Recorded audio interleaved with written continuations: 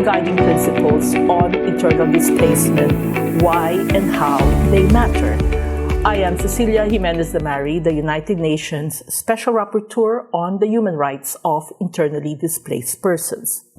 In the previous video, we discussed Principle 2, and today we will discuss Principle 3 on the duty of national authorities and the rights of internally displaced persons to request assistance. And I suggest that you have a copy of the guiding principles with you at hand. So what does Principle 3 say? Paragraph 1 provides that national authorities have the primary duty and responsibility to provide protection and humanitarian assistance to internally displaced persons within their jurisdiction. And the content of this paragraph is basically because the United Nations Charter provides for the principle of sovereignty, which also prohibits intervention in matters that are essentially within the domestic jurisdiction of any state.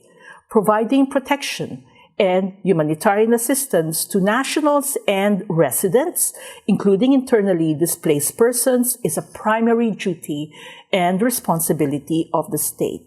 And therefore, in this case, national sovereignty stresses that it includes the duty and responsibility to protect the rights of internally displaced persons. To assume the primary responsibility of protecting and assisting internally displaced persons, therefore, means on one hand respecting, protecting, and fulfilling their civil and political rights as well as economic, social, and cultural rights, and protecting them as well under international humanitarian law.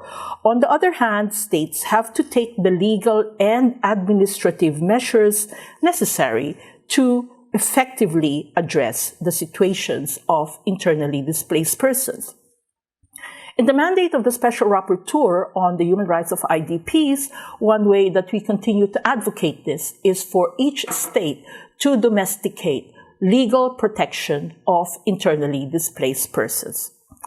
Paragraph 2 provides that IDPs have the right to request and to receive protection and humanitarian assistance from these authorities.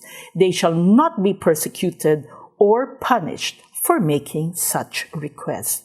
And this provides us that IDPs, people who request and receive protection and humanitarian assistance from national authorities, is a corollary of the state's duty to protect and assist them.